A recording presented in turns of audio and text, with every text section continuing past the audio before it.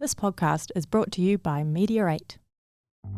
Welcome to the Two Cripples, One Pair of Legs podcast, where every fortnight, your hosts, Adam Shepherd and Tash Price, take a long, hard look at the world through the eyes of two people who believe in grabbing life by the balls and squeezing tighter than Borat in a mankini.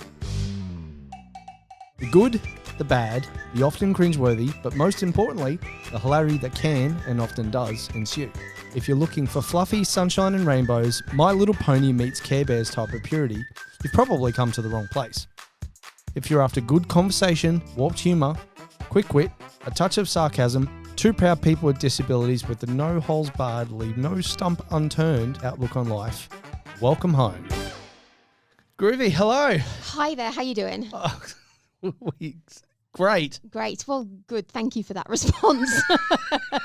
How are you? Yeah, I'm good. It's been it's definitely been an interesting week. I love how we start this off every week. I know. Like we've not seen each other for the weekend. And like we've been in each other's company all day long. Yeah.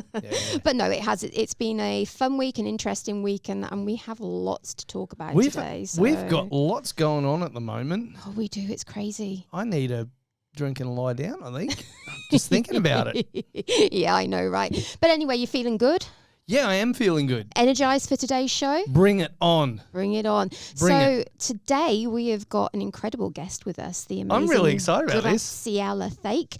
I will introduce her just in a moment, but really excited about what we're going to talk about in today's show. Oh, I know. It's going to be awesome. It's going to be awesome. So on the weekend, yes, we did something really cool, didn't we? We did the... Well, you did something really cool. Well, we both did something really cool. Yeah, it's a little bit more unusual for you. I just did something that I've never done before, and, well, not the way I did it anyway.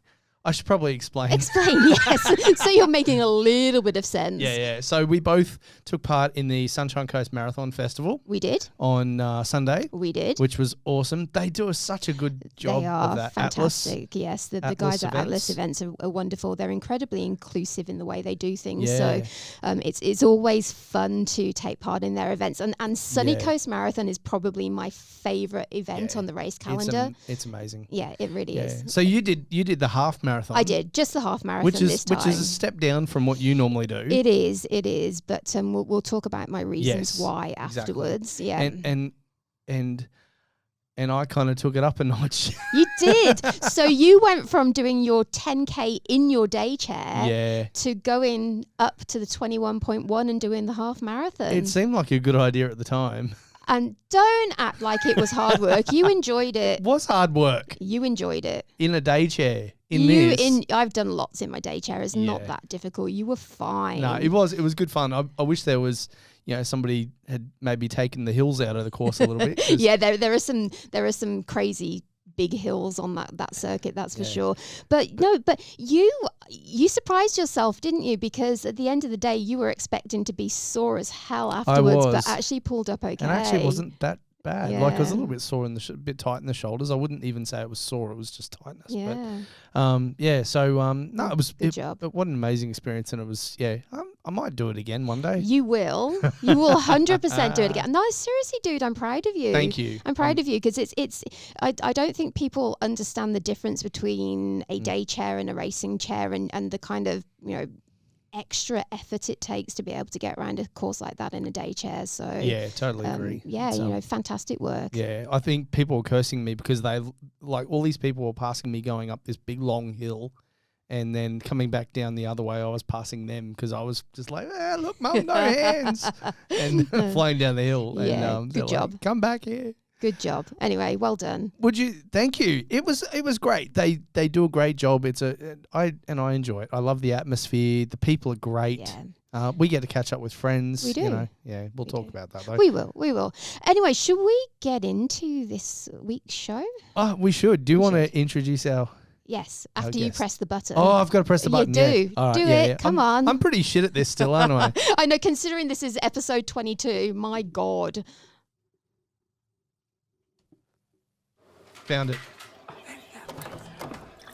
The water cooler. Graziella's sat there now thinking to herself, what the hell was that all about? So, hey, Grazie, it's nice to have you on. So the water cooler, it is our segment where we interview people. It's a conversational style, like a chat around a water cooler in the office. I was thinking you were going to the bathroom. I was like, what the hell is that?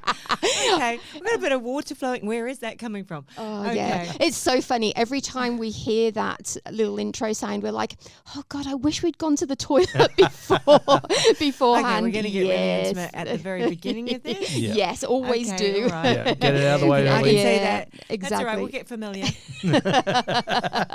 Right, so I'm going to tell everyone here about Graziella, and I've just realised I'm going to have to move my iPad because I can't see it. My God. Okay. Sucks being Do you want blind. glasses? It does. Okay, No, it's all try, good. It's all try. good. It's all good. All right. No, glasses don't really help you, do they? No No. difference whatsoever. Can't see shit anyway. Not seeing anyway from here to there. All right. Not Okay. like me deteriorating every 5 seconds. It's never Give fun, me a is little it? bit more COVID, not. Right. Graziella Thake, CEO in leadership and sports tech, is a dynamic leader with over 3 decades of experience in social impact education outcomes. She's a skilled facilitator, trainer, and speaker with a history of achievement in forensic, corporate, and sports psychology. Such a varied background. Love it. With experience in all 4 global sectors and leading local market development in multiple cultures, Graziella has led and developed multidisciplinary teams across various industries, including education, government, mining, health, sport, and corporate. Graziella has worked with 24 multinational brands and is known for her humility, experience, knowledge, and a straightforward approach to any project and team for lasting long-term sustainable performance optimization. She is a diversity champion and team enabler focused now on 4 sectors of crucial development in Africa, the US, and Asia. She is also a founder of the mergers acquisitions space, of a method called Transformational Leadership 30 years ago, and developed a transitional program for resilience within change management. She's gone on to develop world-first curriculums for transitions in sport and an evolutionary program for innovation support and entrepreneurship. That's one hell of a Holy bio. moly. You know what? You could have just said, hey, this is my friend Grazie. I know, right? She's kind of like done a few different things, and we'll just chat about that later. Yes. I know. Instead of It'd be going to my LinkedIn. 'Cause that far sounds easier. really, really good. I know. It sounds great, doesn't it? I know. Whenever I read my LinkedIn bio, I'm like, oh, that person sounds like I want to know her. Yeah, I'm like going, that's really, really great. Okay, all right, let's go. Alrighty. So anyway, we've known Grazie for a little while now, and it's Can't get rid of you. No, I know. No. Everywhere I We're go. Sorry. we're like Everywhere bad I go, smells. I'm not kidding. Everywhere I go, oh my God, it's you. Yes, you're here. All right. We just run into each other at different events now, don't we? We literally do. We collide a lot. We do. You tried to nick my car last time. Yes, I did. That wasn't good. Oh yeah. I was the speaking car at that the, event, and you were at the trying to get my event. car. Oh, yep. You Yeah. tried to take my car off me, and I The- said, the no, that's orange. not going to happen. Yeah, no. The orange car. What The was one it? that I wanted to get was a brand new orange. I was Yeah. really orange is my favorite color. Yeah. His favorite Mine color too. too. Yeah. Oh really? Mine I too. like cantaloupe orange. Would you really? Oh. Would you really fight a guy in a wheelchair over a car? Yeah. Yeah. I figured. Hell yeah. I figured Do as not much. press the diversity button with me. You know, you and I are on the same level about lots of things. Yeah. Yep. Absolutely. All right. So before we get 10 paces at dawn between you two fighting over the car. You know I love you. Yeah, I know. We love you too. We've seen you at the Women in Sports event just recently. So Yes. and you've got quite a background knowledge in sport and sports psychology and that side of things. So we're really, really going to deep dive into that a little bit. But first of all, we want to talk to you about the Optimisation Hub. Yeah. So you are the CEO of the Optimisation Hub, based on the Gold Coast here at. Yeah, well, that's an interesting story, really. So I came back to Australia 8 years ago, and I grew up in Sydney. My kids fell in love with the Gold Coast, and I've got to admit, so did I. I love the outdoors. I love the freedom to do sport at any stage. We were getting over, loss of family members, and I just wanted to come back to, I'd wake up and I would literally hear the kookaburras when I was waking up before I came back, So come back here, and then speaking with Scott Draper and a number of other people in sport, spent time with KPMGs, and I thought I was going to just slide into doing something with the Big Four, release my passion and love of entrepreneurship, and soon found a real passion to solve an ongoing problem with transitions from sport. So I know you gave me that lovely credential about sports psychology. My background was in forensic psychology and in change management. And I think in working with uniform populations and having worked in maximum security jails and being tasked with a number of key things around transitions and change management, I think you can't help but love our young population. And you can't help but say, wow, anything I do has to be a footprint for the next generation. Yeah, love that. And sport is all about leaving the jersey better than where you found it. So don't shoot me for this, but I'd worked with the junior Māori All Blacks way back when I came out of forensics. And I think what that taught me was a respect for the influences of tribalism and the love of the jersey and where that comes from. And I was born in Mumbai, India, and I grew up in Sydney in the days when you got called something different for who you were and you were punished for that difference. And I think what sport gives us is unification around something that we call our colours, and we're all together. 100%. But sadly, we haven't quite got there around some of the things that my generation of women who I admire and respect, and men who fought hard for. I got told to stop playing football when I was 16 because there was nowhere to go with it. And my kids would argue I'm not very skilled. But I love and respect everything that testing your boundaries gives you. So choosing careers like forensics is testing my boundaries. And I think the tenacity that our young people get from really exploring sport and sport for development and being able to try to look at things to derive their health. I mean, you guys know this. We've talked about this. We've chatted about pushing your boundaries, seeking your limits, going out there and doing things. Sport's got an amazing way to unify us. And I think whether you're a professional or you're giving it a go because of your health or because you just want to see how good you can get, I think the playground gives us a unique way to learn about challenge and change. 100%. So how did that lead to you starting the Optimisation Hub? How did that? Because I'm sure it's big gaps and holes that didn't get closed. So we monetize sport, right? So the monetization of sport a couple of decades ago was amazing. It was prolific. We all started going, we can become professionals 20, 30 years ago. And unfortunately what happened was we didn't professionalize as much as we're saying we professionalize because we forgot to educate. And so the biggest problem in the world at the moment is mental health. We have an ongoing issue with mental health that's just rising post-pandemic. And as much as we love the event of sport, post the event is the postpartum kind of stress, right? And post coming out of sport, we haven't really transitioned our athletes well. So we're in onboarding and offboarding mechanisms of sport. It's about saying, okay, if you're going into sport, let's look at developing your identity, your resilience, the 4 legs of your stool, not just one, and making sure that you're doing everything else in life as well as you're doing sport so that when you come out of it, you've got something to come out of too. And you're a whole person. And sport's just another part of you that you've really developed that can help you to do other things. Sadly, we know that's not the case.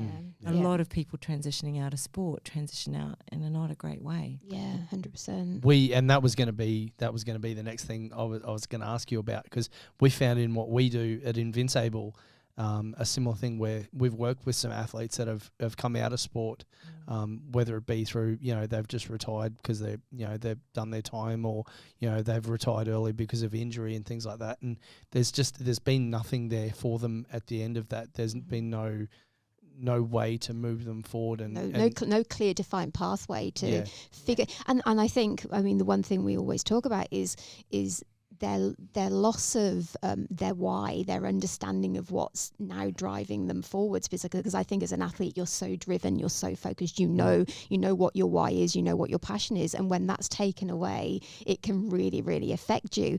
As a child of a professional football player in the UK, I watched my dad have to leave football through injury. Granted, he was coming towards the end of his career at that point, which, luckily enough. But however, even in the Premier League, they weren't really supporting their players to then go on and find a career path and life afterwards. And that can really, really hit and has hit a lot of the players from his generation really, really harshly. You see lots of depression, you see lots of drug use, alcoholism, and so many bigger issues as a result of them losing, I guess, part of their identities. And it's really wonderful to see an organization doing what you guys are doing to try and tackle those issues, because it's so much greater than people realize, I think.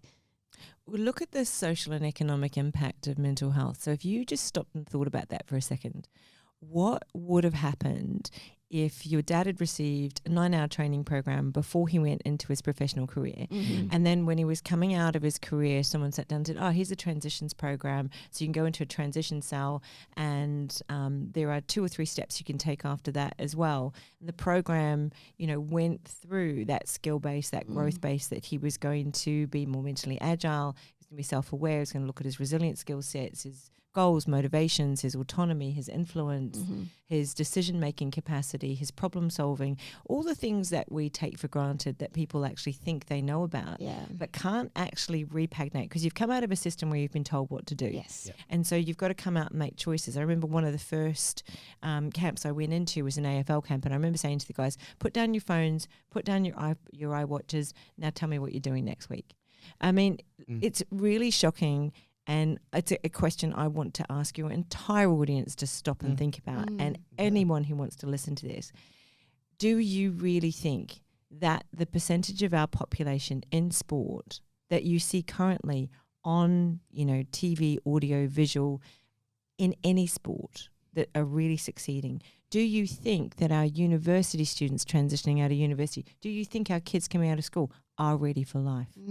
Probably not. No. And number one, do you think that they are confident enough and they are networked enough and they are capable enough of knowing and understanding how to work with their emotions and work with their minds and change behavior sets so they don't react to but respond to problems to succeed in life? Do you think they can do that? Yeah, I would say the overwhelming majority, no way, because those are not the skills they teach in schools. They're not the skills that you are given to in your younger years. A lot of people develop those skills over their lifetime if put in the environment that allows them to do that. But quite often it's not the case. So how about we say to your listeners, 30 of the first listeners who come in, we'll give them a free course, just a transitional resilience course, to come in and get a breathe course with us, which is just like 5 hours. It's not our big 9-hour course.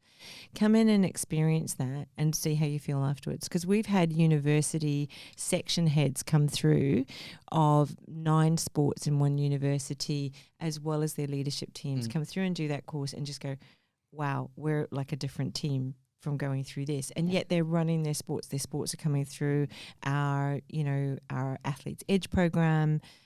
Why are we growing so fast? Yeah. Why have we attracted master trainers from 15 sports? Why are we representative of 16 countries? Why have we got 36 different, experiences and iterations of our course in 36 different countries?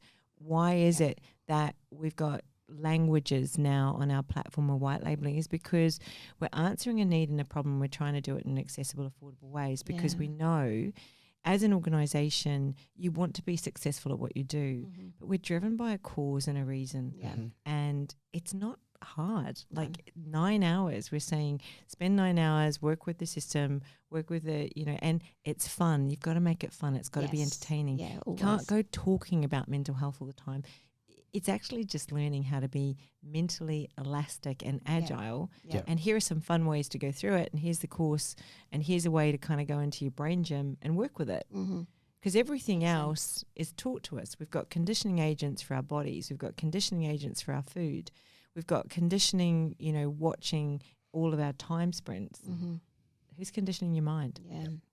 Yeah. There's never enough focus put on the importance of these skills, and hence the reason we started up our business, because at the end of the day, we're very lucky in that we both naturally have those skills, but many people don't, and they don't know where to turn to for that help and that support, and that's why it's so important that you're doing what you're doing, we're doing what we're doing, and there are more avenues these days than ever to be able to go out and tackle these issues yourself. The only issue is, if you're unaware it's something that you actually need to tackle, that you will never go out and seek help in order to sort that. So that's why it's so important to do interviews like this. It's so important to build awareness around courses and programs and resilience mentoring, that kind of stuff, so that more people can actually go out and change their lives for the better, change their mindset, change their way of thinking, and develop the skills and tools needed in order to do that.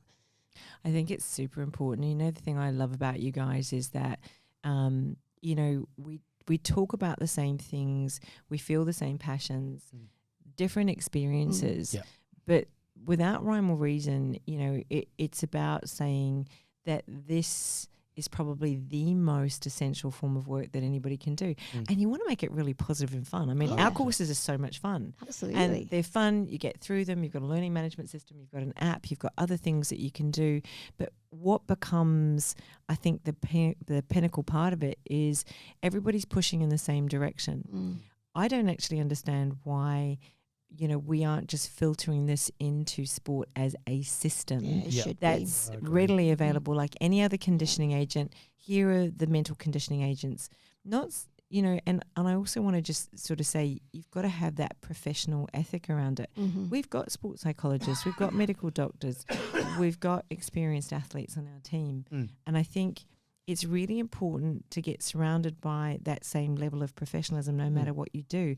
Not just when you were our national team. Yes.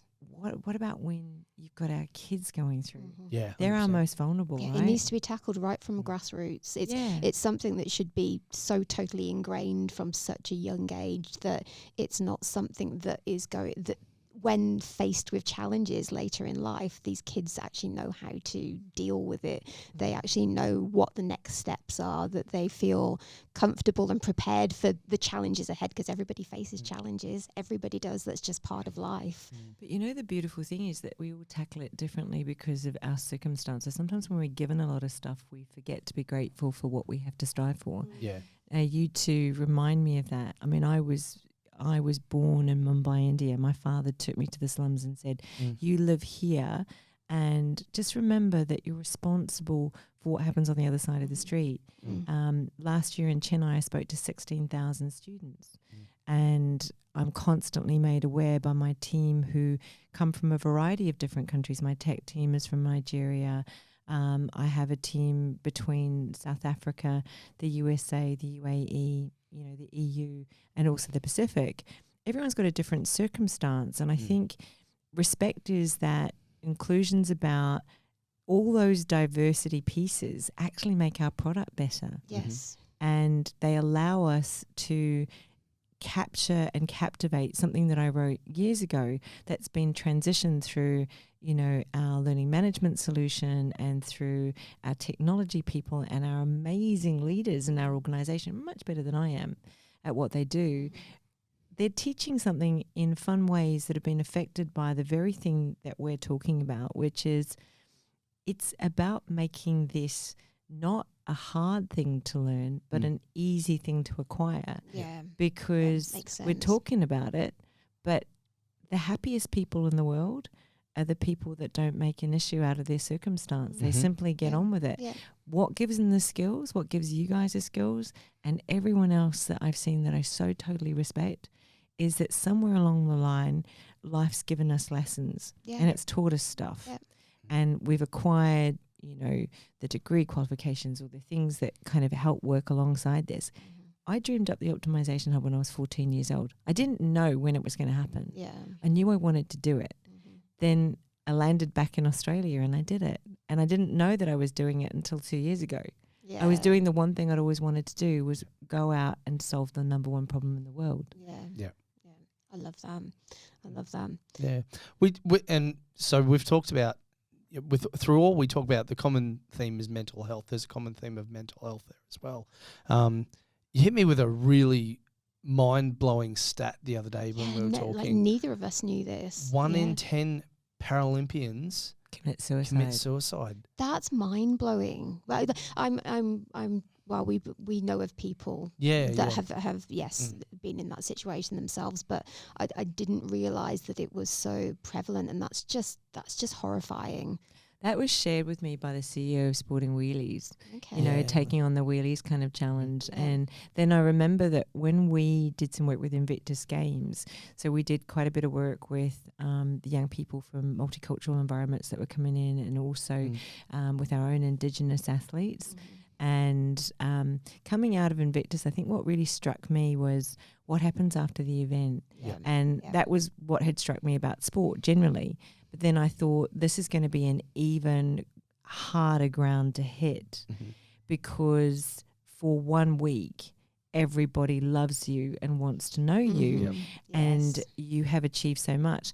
And the other person that's taught me so much is Kai Lambert, who is, he's the Pararoos coach. He's one of our master trainers. And he says, what about this, Grazie? What about the fact that when Paralympians actually become healthier, then they are no longer able to play their sport. So you're transitioned out of your sport because you became healthier and you acquired more skills in your body, but suddenly you lose your jersey. So this is about identity right down the line, and it's about transitional resilience, and it's about teaching transitional resilience just as subject matter in schools. That's what we do with our programs, really nice and easily, giving that exposure. We've got a track program that works with universities to do that, but I think it's so absent in sport as an easy tech, not just an app that you're doing automated, because we've got that, but an actual easy to do, easy to run app program that says, there's going to be different times in your transition, and you might get knocked by an injury. You might have other things that happen, but what you need most is to bounce. Yeah, 100%. We know someone that talks about bouncing forwards. It's not about just taking a step forwards. It's about bouncing forwards, having that mental fortitude and resilience to be able to adapt to situations, whatever are thrown at you, and kind of bounce past it, because I think it is more of a bouncing action than just a stepping action. Life is always going to throw up challenges. That's just life in general, 100%, isn't it? 100%. And I think that becomes one of the things. I mean, I've got these two hats, put my CEO hat on, and then if I were really sitting here in the essence of everything we're talking about, when I jump on to a session and I'm a trainer with my team, I have so much fun. We laugh and joke and work with teams of young people, and I love being able to get to go in and do that, because for me, that's what it's all about. It's about the fact that we're the scaffolding that makes the building that each young person and each athlete that works with us has as their identity. I have a question for you, as someone with a psychology background. I want to know if this is actually a thing. Is it true that people who tend to demonstrate the most resilience also tend to use humour a lot? Because I think it seems to often be a common denominator, that humour, the ability to find joy in life and happiness, and even when shit's getting real, people with resilience often tend to have that trait. Would you say that's true? I think one of the things that I think is really, really important is that there are so many emotions that cross a human being's face, and what we don't do is we don't go into who is experiencing that emotion. Humour is a natural antecedent to delving a little bit deeper sometimes. So we know that the great humorists in the world have also been some of the most depressed people. Yep, 100%. And so we tend to allow and accommodate humour to lighten up what can appear really heavy. Yes. And it's very important to be able to say, it's not that bad. And there is a way that life has of of kind of reflecting back at you what it expects of you. Mm-hmm. And those can be very pressured expectations. Yeah. Mm-hmm. And, I know that young people get really triggered by even, parental influences or school influences saying, hey, let's have a conversation. And they're like, don't have a conversation with me. This is too hard. Yeah. And ultimately, you kind of go, where's the pressure coming from? Yeah. And the pressure's actually coming from not just the conversations we're having now, it's the social media. Mm-hmm. It's everything that's out Yep, there that tells 100%. you what you need to compare yourself to being. Yeah. So what I'd say is lighten up, Yeah. take a grain of salt, say, that's actually not real. Yeah. What's real is the conversation that someone wants to have with you and the laughter that you can get to Mm-hmm. when you can lighten it up and you can solve the problem. Yeah. Yeah. Yeah. Couldn't agree more. So that was an interesting interview with Graziella. It was really great to have her on. That was really, really cool. Yeah, so she's awesome. Love what she's Yeah. doing. Love the motivational side of things Yep. and the mindset side of things, and all the help she's giving athletes and post their athletic I know. career and yeah, really, really interesting. I love what the Optimisation Hub stands for and what they do, and it's so needed. Oh God, yeah! Like the whole resilience thing. I mean, we know in everything we do how much it's needed. 100%. Yeah. Yes. Anyway, that was fantastic. So we will actually be playing the second half of Graziella's interview in next week's show. So so listen out for that, guys, because she's obviously got plenty more to say. And Yeah. awesome. Very cool. I feel like we're not getting into this very well. So, oh God. Anyway, what are we into next? Let's do a segment. Okay, what do you want to do? Let's do Soapbox. Like two cripples using a beach towel to skydive. This could go anywhere. I feel like this show's Welcome going somewhere. to the Soapbox session. Did we go to the pub before I thought of that or something? Because that's just the weirdest thing in the world for me. Oh, are we often at the pub? Because I reckon our whole show every week is pretty much us two. We're pretty much at the pub before we would do this. So, yeah, we Most are. weeks. Yeah, we are. Yeah, we are. So, soapbox session for this week. Yeah, we've got an interesting one. Yeah, it's funny. This is a really this one's really I'm really passionate about because it annoys the shit out of me. Okay, but isn't that the point of our soapbox session? Is kind of we get on our high horses about something. We do, and I know equally it annoys the shit out of you. Yes. But yeah, we disabled people, my people, your people, our people. We want equity, and we want. And we want to be treated the same as everyone else. We want equality, yes. Except for when it fucking suits us. Yeah. Well, not you and me. Yeah. Okay. So what you're saying is that there are some people out there that are fighting for equality. Yes. And fighting for equity, which is something we all deserve. Oh, yes, I need to calibrate my insulin pump. Fucking brilliant. just as we're halfway through a show. God. Awesome. Not even halfway. I know. We've literally just started. We're into the 2 minutes and 45 seconds in. Well, into the segments Into the anyway. segment Yes. anyway. Yeah, exactly. You knew what I meant. Anyway, so what was I saying?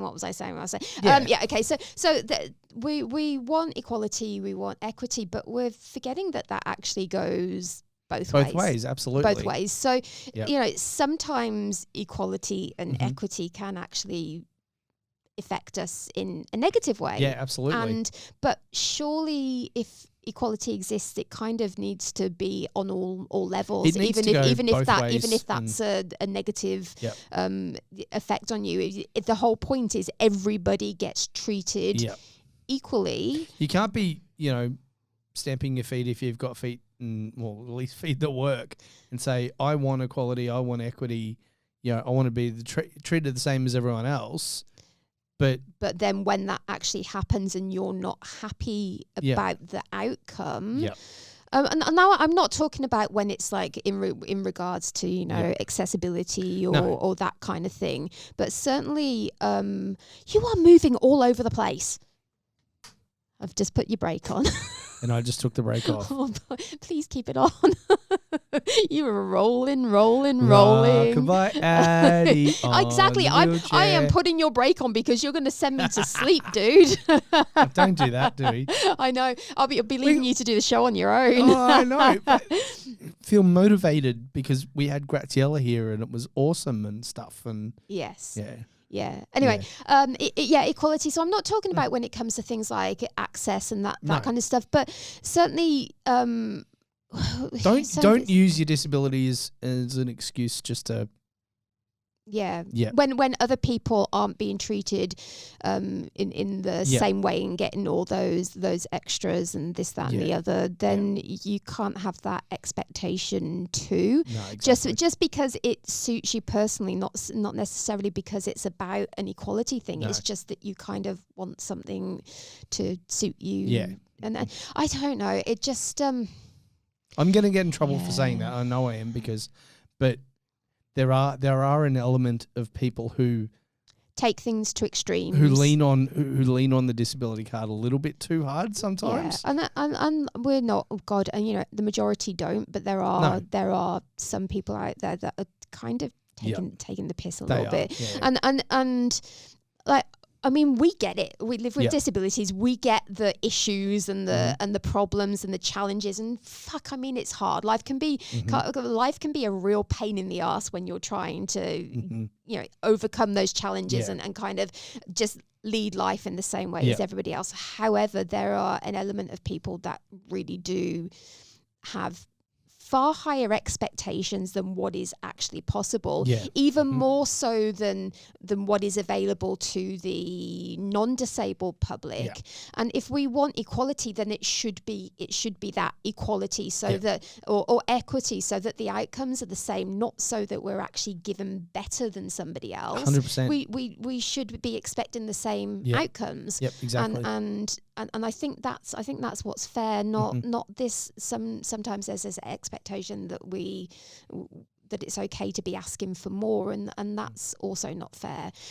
Bending the rules. Yeah, and it's also taking business owners and other organisations to their extreme, to what they can possibly provide, and it gives a bad name to the rest of the community. It makes us seem like we're never happy, that 100%. we have these ridiculously high expectations, and that's not fair on everyone as a collective, because what we want is to have the same opportunities and equal outcomes, not to be treated differently. Yeah, exactly. And mollycoddled and kind of treated as if we're something special. We're the same as everyone else. Exactly. We are. So therefore the expectation that should be that we're treated the same. Don't play the cripple card when it suits you and then expect expect equity everywhere else. Yeah, exactly. It's not fair. And it makes people who do the right thing, who don't do that, look like shit. Yeah. And I'd like to reiterate. Can you speak? Reiterate the fact that it's only a small minority of people that are actually doing it. But as in every case in society, it's always the small minority. My God, dude, will you keep still? I'm trying to annoy you. It's fun. How can I talk when you're doing that? Yeah, but you've annoyed me enough today, so I think it's payback. You can finish the sentence because I have no fucking clue what I was going to say. Oh yeah, I'd like to reiterate the fact that it really is a very, very small minority of people that do this. Yeah. But yeah, it is. Yeah, like how can we possibly expect everyone to get on and want to understand each other's point of view if there's this small number of people that are actually going out of their way to try and make things really difficult for everybody? Yeah, absolutely. Yeah, no, I agree. I worry that we're saying this and we sound like we're not understanding of the people in our community, but that really I think if the anybody case. understands, we do. I mean, we obviously don't understand everyone's situation. We're not privy to what everyone goes through on a daily basis, and different disabilities and stuff. But like I said, I really, really think it's a tiny minority, but I think it's the same in any sphere, and I don't just mean in disability, but any kind of element of people that have these expectations is, you know, there's Yep. always going to be the dicks out there that 100%. want so much more Yep. for nothing, Yep. and to be treated, you know, better than everybody else, Yep. and that kind of, you know, those people are dicks too. Yeah, exactly. Yeah. Yeah, it's not just about people in the sphere of disability. It's just about people in general. There's Yeah. lots of people around that do that, and it's Mhm. just, it's not fair to everyone else, because it gives everyone a bad name, and it makes people not want to help, if that makes sense. My biggest frustration is the minute minority of people. I had to say that really slowly then because it wasn't going to come. It wasn't going to come out properly. But it's often that minute minority of people, got that out, are often the ones. A lot of them are the ones that are out there complaining. Complaining. they're That's I like. Hey, I like that. Hey, I'm that actually works. Complaining. I'm gonna coin that term now. Complaining. I love it. They are complaining. Here on the Two Cripples, One Pair of Legs show, we Exactly. have just coined a new phrase. I know. How good is that? How good is that? You need to trademark that. I think I might, you know, complaining, because they're campaigning, but they're complaining at the same time. Yeah, but carry on. Because they want the same, and, you know, they want equal rights and all that sort of stuff. Yeah. But when it comes to the practice, like we were saying, when it comes to practice, it's not happening, and it's not what's actually they're pushing for. Yeah. Yeah. Anyway. Cool. All right. So now we've put the world to rights. Hey, you've had a pretty big week. I have. You've- I have, yes. You've had a big week. You had a part of you that's been removed. I got to be careful how I say this. I'm going to get myself into trouble again.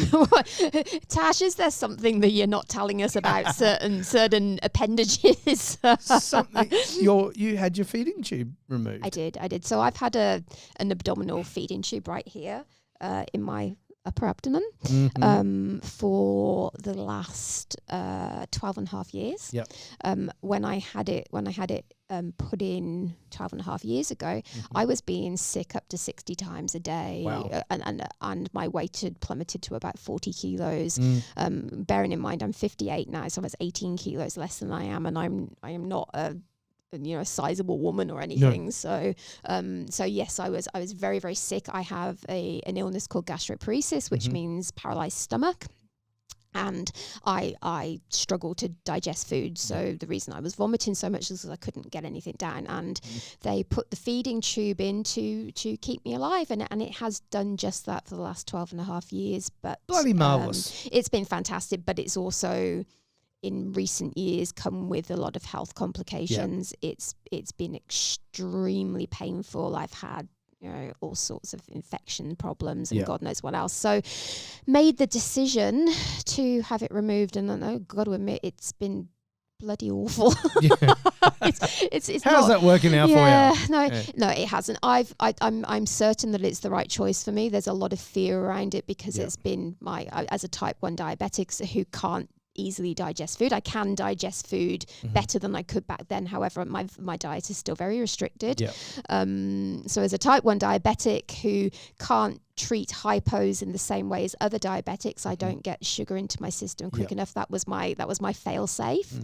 So it's been a worrying experience. So we'll see what happens at Sydney Marathon in a few weeks' time, whether I actually get through it alive or not. But you're here to tell the tale. Yes, I'm here at the moment, but I haven't actually done any marathon distances at the moment. So we'll see what happens.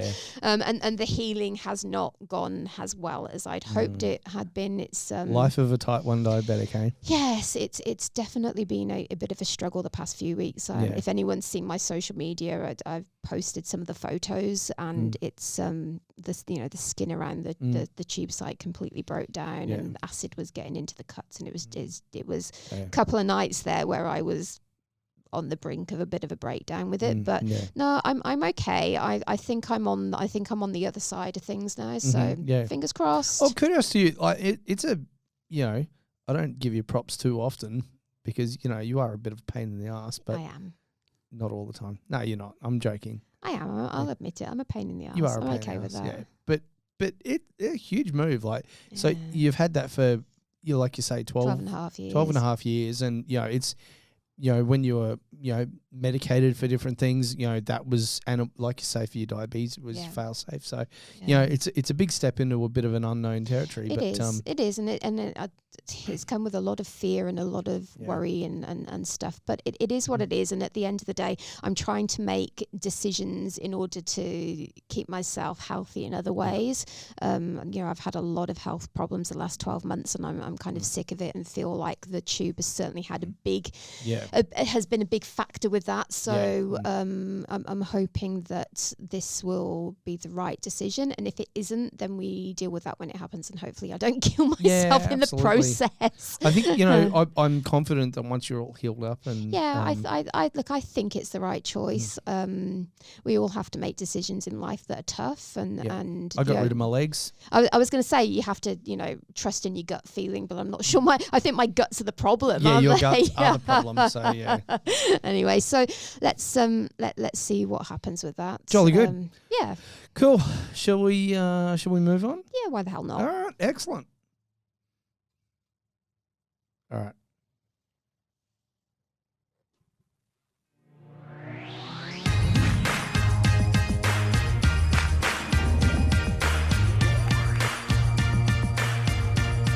It's the moral of the day. That was fun. That was fun. Why was that fun? Are you all right? I am actually the moron of the day. Why? Oh, well, because in this segment we're going to talk about something which is on a piece of paper, which happens to be in the bag over there. So I'm pretty sure I've got a photo of it on my phone, so I'm currently looking for it. That's all right. That's okay, because I can tell the story. Yeah, tell the story. So as we just mentioned in the previous segment on Soapbox, we do go to the pub generally for lunch before we come into the studio to do our podcast. It's a good way to fuel fuel for the podcast and get talk plans and loosen our tongues a little bit. Go from being professional to podcast ready. Yeah, right. I know. And so it was an interesting situation, and so anybody who's a wheelchair user who uses a mobility aid device will probably and drives a car or gets driven around can probably vouch for this. Disabled car parks, they're an interesting thing. Yes. We often have disabled car parks that are wider and good, and we can get wheelchairs in and out of them, and other people with mobility devices. Do you want to be careful? You're going to hit me in the face in a minute. I feel like you might be trying to. I can feel the air rushing past me. Some kind of Neo Matrix bullshit going on. So anyway, disabled car parks, and we often find in a lot of places that they have disabled car parks, but they are no wider than a standard car park, which for you and I is freaking useless. But even when they are wider, they're for two wheelchair users that both have to open their doors as wide as possible in order to both get our chairs up next to the car. Because remember, neither of us have the ability to stand up and get into our chairs. So we have to. I mean, you don't have legs to. You don't have a leg to stand on. I do not have a leg to stand on. No. Good call. Yeah. So we both be out. So even a standard size disabled parking spot that doesn't have the chevrons down the side is it's no good for us most of the time, especially as people quite often park on the line next door to the car. So, if that happens to either side of us, you've got no chance. Yeah. But anyway, absolutely. I digress. Carry on. Yeah. So, quite often I've had to get, I call it getting creative when I've been parking, and sometimes what I'm forced to do when there's no accessible parking that I can access when you're in the car is I end up finding two spots up the back of a car park away from everyone else as much as I can, and I park across the two of them because we need the width to get two wheelchairs out. Well, I did that while we were out for lunch the other day. I did exactly that, and I came back to we went and had lunch, and we were coming in here, and I got out to my car, and there was a piece of paper on my rear windscreen, of the rear windscreen of my car, and it read, "You've got it there, excellent." I found it. I found it. It is. And block your ears, kids. You are I'd be worried if any kids were listening to our show, to be fair. Yes. Yeah. This says in really nice handwriting, you are a fuckwit, ! Your car is shit anyway. Another exclamation mark. Thanks for that. Now, if anyone were to look at your... I'm pretty sure that person has just made the assumption that you're parking across... Parking across two spots because you don't want to scratch your car, because lots of people do that. Yeah. Lots of people do that. But if anyone took a good look at your car... Yes. And my car is shit. Your car's not shit, but it's a bit battered. It's a bit battered at the moment. I mean, somebody ran up the back of it not that long ago, a couple of weeks ago, and it's not a new car. It's what is it? It's a 2009, so it's it's old, and I'm okay with that. I mean, it gets 2 wheelchairs pulled in and out of it exactly. umpteen times a day, plus a racing wheelchair. But anyway, it's clear that you're not looking after a Merc or a bloody Lamborghini or something, and it's a brand new car or anything. Mm-hmm. Very unlikely that you'd be too worried about a small scratch or whatever, and parking across 2 spots for that. And if they took an even better look, they'd see the wheelchair that's left in the back of it, my racing chair, and also the disabled badge on the front. So It's that, once again, it's that assumption and people not. But anyway, we just thought it was hilarious. Yeah, it was. I mean, people just don't make... And I get, it's frustrating. It would be frustrating for someone if they were wanting to park there or whatever, but... there's a car park full of a million other spots. Exactly. Yeah, go and use one of the other ones. Don't. But seriously, guys, if there's somebody out there that you notice has taken up 2 parking spots, before you get angry with them and make the assumption that they're doing it just not to get their car scratched, maybe take a look and see whether they've got a disabled badge in the front, because it's something we're quite often forced to do. Like we said, a lot of disabled car parks the parking spots aren't actually big enough for somebody to be able to fully open their door. Those spots are fine if all you've got is a slight mobility issue and you can't walk very far. Awesome. But for most of us, that's not the case. We actually need the width to be able to get it, enter and exit our vehicles. So maybe take a look at that before you leave notes like, your car's shit anyway. Your car's shit anyway. I know. Thanks for the bloody news bulletin. Thanks for telling us something that we didn't know.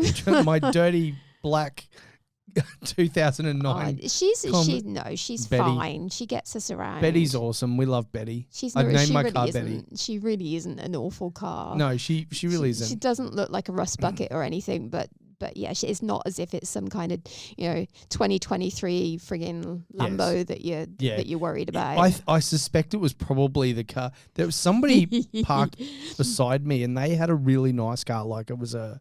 Was it a Lexus? Oh no, the Lexus was the other side. No, it was like a Camaro or something. Yeah, it was a nice, really nice. Yeah, and it may have been them.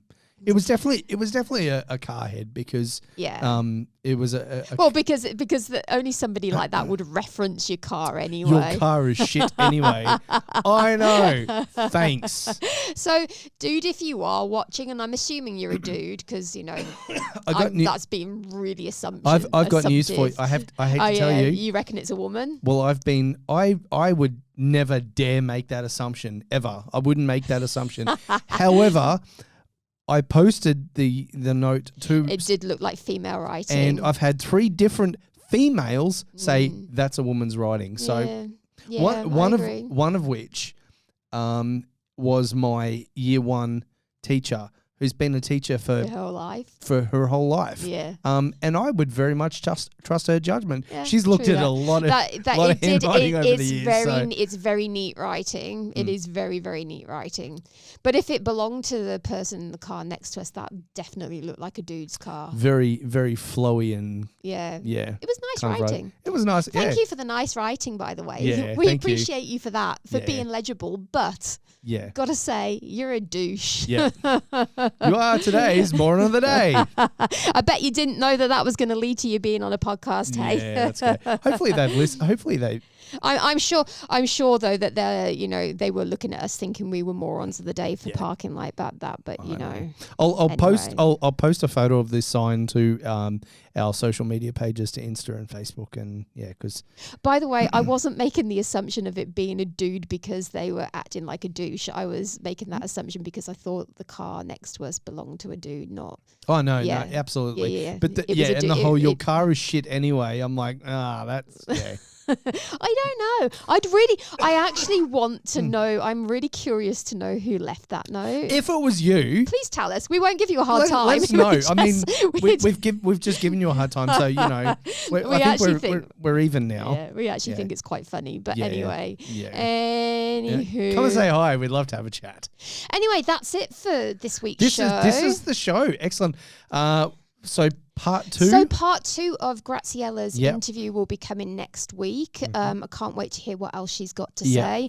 And like usual, thanks for watching. Thanks for listening. Thanks for tuning in. If you enjoyed the show, please give us some positive feedback. If you didn't, please don't give us a hard time. Follow we're joking. and a like. And we're always open to feedback. And yes, absolutely. Get onto the Two Crips .one pair of legs on Instagram page, Two Crips One Pair of Legs podcast on Facebook. Even make sure you follow the YouTube channel. You know where we're at. Excellent. And we'll catch you next time. Have a great week. See you guys. Peace. Well, that's a wrap for this week's episode of Two Cripples, One Pair of Legs. As always, we'd like to thank our studio guests for joining us, and of course to the legends at Podfire for making all of this come to life.